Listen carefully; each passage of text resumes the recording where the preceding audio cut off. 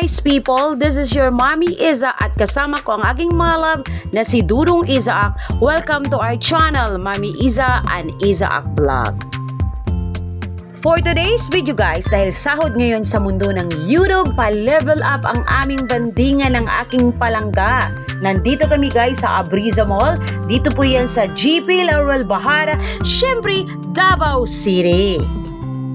Medyo mahaba-haba pa ang aming lalakarin guys dahil gusto muna ni Palangga na maglaro ng arcade bago kumain. Ang arcade kasi ang time zone ay nasa 3rd floor. Ayan po guys, ito na kasi ang mga gusto ng mga bagong kabataan or Gen X no, yung mga larong nasa arcade. So ayan guys, punta na tayo sa 3rd floor. Dahil proud Davaoeña ang inyong lola, magkwentuhan muna tayo mga langga. Davao City na kilala noon na isang probinsya. Ngayon, kilala na sa isa sa malaking syudad no, dito sa Mindanao. Patuloy sa pamumukadkad at pag-usbong. Lalong nakilala, hindi lang dito sa Pilipinas, pati sa buong mundo dahil kay Tatay Digong or former President Rodrigo Rua Duterte. Halata bang solid ang iyong lola guys? Siyempre, democratic country tayo. Karapatan nating mamili kung sinong gusto natin. Ika nga, freedom of speech. Kung ikaw ay nasa pula o sa berde, di ba respetuhin natin. Ang importante, magkaroon po tayo ng mapayapang bansa. Sana guys, no? Kasi medyo nakakasakit pakinggan o nakakahiya na rin, no? Dahil tinatawag na tayo ng ibang lahi na only in the Philippines. Hay nako, akala ko kantang only you.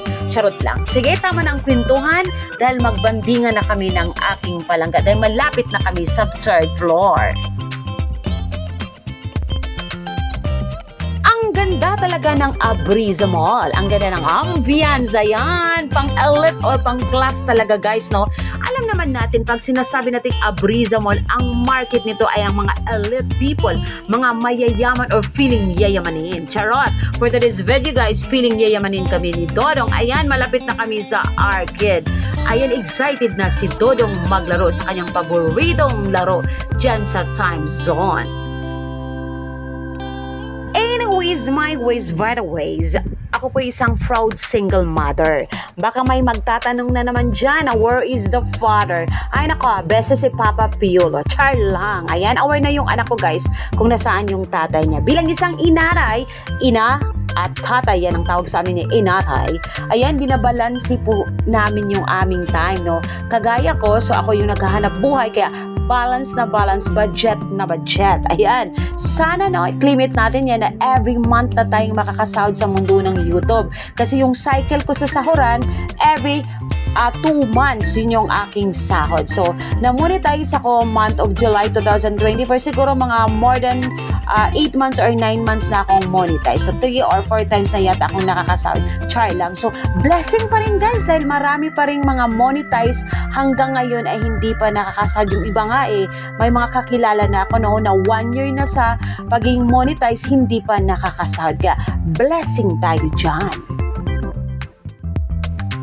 Gaya ng araw na to, no, na nagbanding kami ng anak ko dito sa Abriza Mall. Blessing to guys. Kaya big hitball kami ni Isaac. Ayan. So medyo pusoy si Isaac dito na marami kasi siyang mga bagong nilalaro na hindi pa siya kabisado. Kaya yung kanang premyo, ito guys, clover chips. So ayan, papunta na kami sa baba. Sima-sima muna kami guys, no? Kasi nagugutom na rin kami. Ayan, gusto niyang kumain ng chowking. O, diba?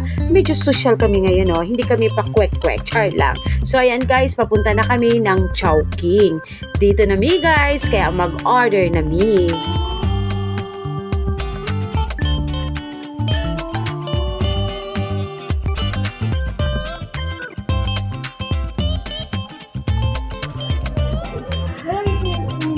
Sarap.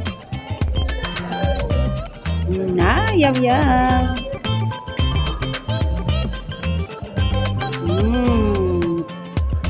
Yung feeling yayamanin. Don't scare! Dong! Halika diha! Dong! Dong! Kasya kinaya?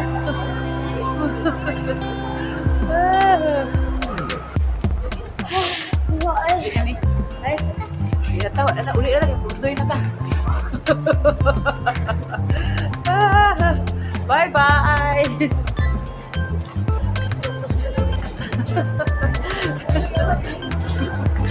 Wala na guys, kaya mga puntoy naman guys.